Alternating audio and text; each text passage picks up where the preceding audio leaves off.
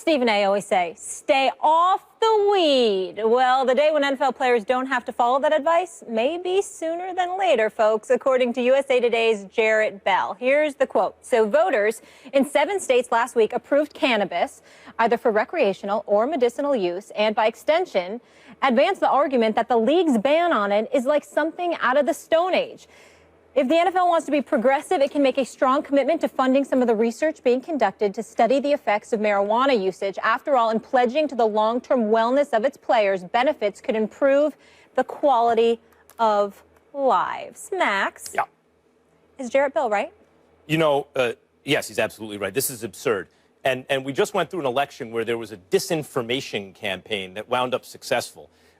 That's not okay. It's not okay that you just spread false information and that gets accepted as science in this case, and then we enact laws upon lies. There was a concerted effort to intentionally mislead people, lie to people about the effects of marijuana, which led in its continued prohibition after the prohibition of alcohol was lifted. This has been going on for the better part of 100 years now. That is the idea now that, like, for example, in the state of California, you can play for the Raiders, and it's legal. Marijuana is now recreational use, is legal as it should be in California, if alcohol is legal. And yet the NFL continues to say, we don't care. So now they can't hide behind, well, we're upholding the law. No, you're not. You're upholding your own rules. And those rules are based on the interpretation of the science. So either you're stupid enough not to understand the science when you see it, or you're willfully ignoring it and upholding a crazy, hypocritical double standard. If the standard is alcohol for the NFL, with whom they are in bed, they're in bed with alcohol companies. They peddle it during commercial breaks, okay? If they're sponsored by them, essentially. If you're in bed with the alcoholic beverage companies, you cannot also hold the position that you are testing for weed even if it's legal because it's somehow worse for you, and also say that you have a functioning brain. You cannot say all those things. Before I get into my point, let me ask you a question, Max, do you believe that weed can make you high? Yes. Okay. You have seen people high off weed, have you not? Yes. Okay. I'm from Hollis, Queens, New York City. I'm from the streets of New York. Ain't no question I've seen people high. Hell, let me stop lying. You know what I'm saying? I got friends and family members that have no problem getting high. All right, let me... What you're about to say is going to make me question you right now. Well, I don't blame you for that, but I've always been a disciplined lad. Let's just say weed wasn't my vice. I had other vices, okay? Right. Let's just leave it at that, okay? My point to you is this. Max Kellerman, the fact of the matter is this. There's a line here that I want to make sure. First of all, I want to make sure we're not talking alcohol. I get your point about that because it is hypocritical on the part of the NFL. I'm not disputing that. I also want to point out that in Jarrett Bell's great column, because he does a great job for USA Today, my man, keep doing your thing, baby. He has a line in here that says, but we're talking about medical marijuana with the key distinction that may make it plausible as a pain management alternative. It does not contain THC, the ingredient that gets a person high. So let me say, I'm excluding that. When I say stay off the weed, I am talking about dudes who want to use it for recreational purposes that don't mind showing up to work. Ha! That's what I'm talking about. I'm not talking about medical marijuana. I'm not talking about pain reduction and assisting in pain tolerance. I'm not talking about medicinal purposes. I'm not talking about all that, nor am I comparing it to alcohol. I'm not going there. I'm talking about the dudes who want to get high. I like that. That's what I'm talking about. Here's where you make a jump here. So, wait. Here's the jump that I'm making. I am saying to you that obviously, because I know this is important to you, Mr. Scientist Mark Kellerman, I have no scientific evidence to back up what I'm about to say. Clearly. You can't tell me that 50% of the dudes don't want to just get high. So what? Because I'm saying that's a damn problem. Why? No, because this is the jump you're making. You want to show... Hold on. Yeah. Let's call it To be in an altered I'm state sorry. through Hold on. life? I am so sick of you with this issue. I want you to sit up here on national television and tell the world what you're saying. You're basically saying you have no problem with somebody showing up to work. You won't let me say this point. That's my point. The jump you make is I'm saying if it's legal in the state of California to use it recreationally, if the standard for a recreational drug is alcohol, then you must not test for weed if you don't test for alcohol. Now, you are jumping from there I specifically said I understand that. You are jumping from there to guys showing up to work high. You should not show up to work high. You should also not show up to work drunk. Why is it when you're okay or not okay or whatever it is, your position is with alcohol, you don't bring up, hey, if guys are showing up drunk, of course you shouldn't show up drunk or high to work. Wait a minute. I have been on the record saying I support your position about the hypocrisy of it all in terms of alcohol. But why do you get to showing up high to work? We're talking about the issue of weed. Right. So I'm saying just say, stay with the weed. I'll stay with the weed. My pleasure. If you show up to work high, you have a problem with weed. You can have a problem with prescription drugs, alcohol, weed, various vices or pain medication, etc. But you know, Max, what's going to happen? What? The second you sit up there for me, you trying to tell me brothers ain't going to be getting zooted and high, going to practice, showing up to a game on a Sunday? The players who do. When are you saying it's okay? You trying to tell me that's not going to happen? On their own. Use for pain. Tell us, like alcohol is? Not at work. You shouldn't be. But that's what I'm saying. Chemically altered in that way with a psychotropic drug at work. I mean, but how does it follow from recreational use or pain Stephen A. use thinks it's going to open Pandora's box. Here's the bottom line. I don't believe for 1 second, and this is where we may part ways.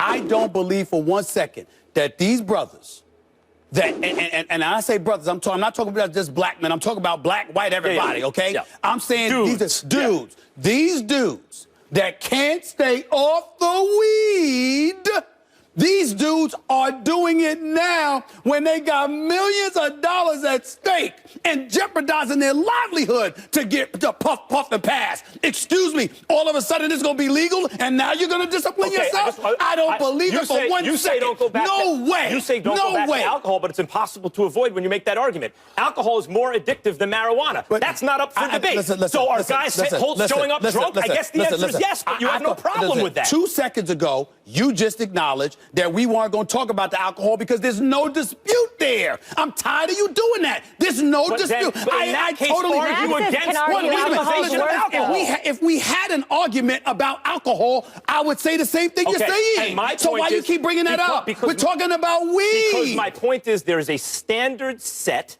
and that standard should be met. And if the standard is alcohol, I have to use that as the standard. You're talking about standards and science. I'm saying I don't disagree. I'm saying on a subject of weed, do not allow dudes to show up to work. I agree. Hey, watch. Let me just be very clear. NFL players, you shouldn't be showing up to work high or drunk or anything like that. That's a bad idea. But according to you, they have the right to do it because it's no big deal. We have to go. Shouldn't be touching on their own time. I wish we had more time. You both make great arguments, but we have to move on. When we see Max comes in, you show up to work on something. What is this nonsense that you're spewing? Hot tea. Okay. Milk and honey. Hot tea. Milk and honey. That's what they should test for. Milk and honey. Let's keep it moving, guys. That bad man. He's been asked a lot recently about the Packers, why they've been, well, bad. Rodgers got defensive again yesterday, but this time it was scrutiny over his head coach, Mike McCarthy. I think it's ridiculous. I think people don't understand how difficult it is to win in this league and win consistently. The success that we've had here, it's tough to do, and we've set the standard pretty high. But I wouldn't listen to some of those people out there. I mean, they're not in this locker room, they're not in the media rooms, they're not in the practice environments. They don't know what's going on. They don't know the type of work ethic that we have here and that Mike has here.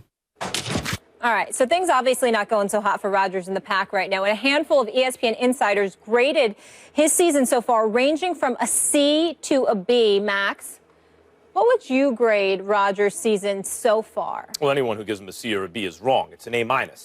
Rodgers gets an A-. There's a very straightforward. Hey, smart kids out there, you know what I'm talking about. I used to sometimes hand in a paper in school, in elementary school, whatever, junior high school. and it'll come back a B+. And I would think, come on, that's an A+ paper. well, yeah, great, versus your potential, I'm giving you a B. No, you don't do that. You grade it compared to everybody else in the class. Okay. And compared to everybody else in the class, Aaron Rodgers gets an A-. Compared to his own potential, look, it's Aaron Rodgers in his best season. 14-1 team record, as a starter. QBR of 86, 45 touchdowns, 6 interceptions. Okay. That was when he was clearly and by far the best player in football, yes, including Tom Brady, who's the greatest quarterback ever. But at that moment, Aaron Rodgers, the best player in football. He is not that now. So if you want to grade him compared to that version of him, he gets a B+ or something like that. But if you want to grade him compared to everyone else, Stephen A., 22 touchdowns, 7 interceptions, 1 game out of first place, a QBR of 72, which is the 6th best QBR in football. Now let's do this scientifically, shall we? A, B, C, D, F. There are 5 categories, okay, and 32 teams, therefore 32 starting quarterbacks. Roughly 6 in each category. So if you are in the top 6, you are in the low end of A. He is a low A quarterback this year. He can't play defense for them, too. Just can't do it. But he's not what he once was, but he is better than most. The only guys better than him this year are all in the MVP conversation. The A's and A+ so far this year. Matt Ryan, Dak Prescott on a per-game basis, Tom Brady, Matt Stafford, those guys are ahead of him. Drew Brees, he's ahead of everybody else. First of all, you're wrong. Secondly, I would give him a B. Thirdly, you're absolutely right about your point that you're not grading him against his potential because that would be foolish.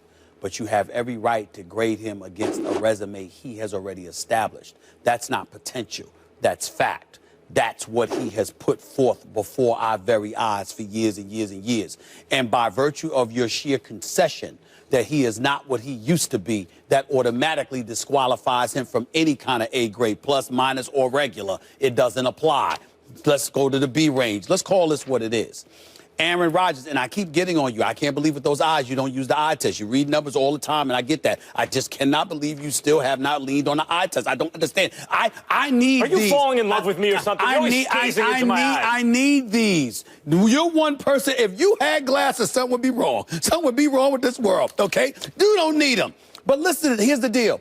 We have seen Aaron Rodgers miss passes. We've seen him overthrow. We've seen him underthrow. Whether it's to Jordy Nelson, it's to Randall Cobb, it's to Devontae Adams, or anybody else, we have seen this man miss throws he has customarily and religiously made for years and years and years. He doesn't appear to be the same. Does that mean he can't go back to being Aaron Rodgers? Of course he can go back to being Aaron Rodgers. We're just talking about what we've seen from him thus far. Last year, year and a half, he hasn't been himself. Last year, we credited it to Jordy Nelson. To a lesser degree, I think it's still Jordy Nelson because Jordy Nelson, to me, hasn't returned to the Jordy Nelson we once knew and loved before the injury he sustained last year.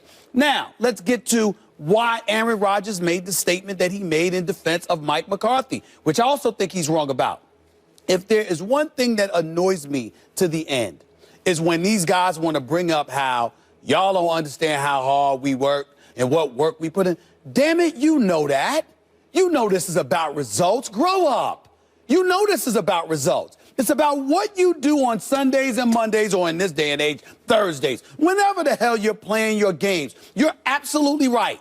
Aaron Rodgers is absolutely right about me and anybody else he wants to categorize in that fashion. We are not covering their practices. We are not there every day. We are not in film room. We don't say, I have no doubt that Mike McCarthy is working his butt off. I think he's a good coach. We're not saying that. What we're saying is the greatness of Aaron Rodgers seems to be being put to waste. Giving up 30 points for the 4th time in the first 9 games, that's your defense. That's not Aaron Rodgers. You're looking at how 71% of the times you're throwing the football, and mind you, it ain't just all about a deficit because you're doing that before halftime as well.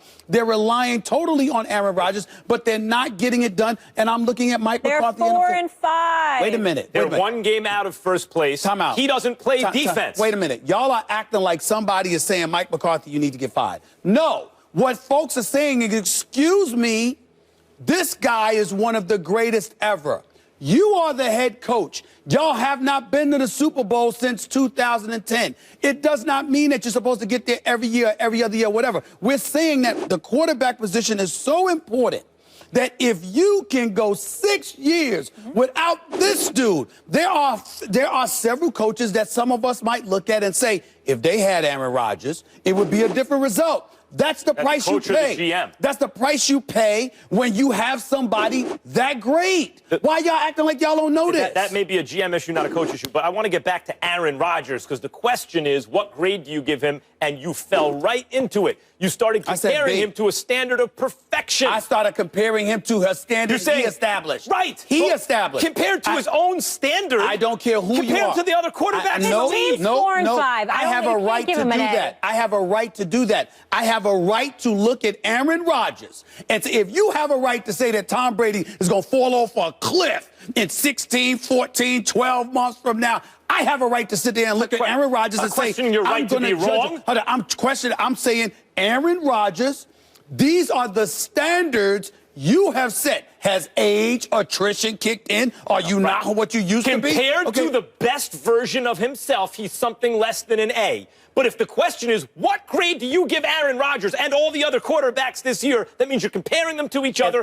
A minus. I can't give someone an A that's 4 and 5, third in their division. No. I am not only that. I am not going to ignore the greatness, not only that I saw from Aaron Rodgers throughout all of these years, but what I have come and grown to expect.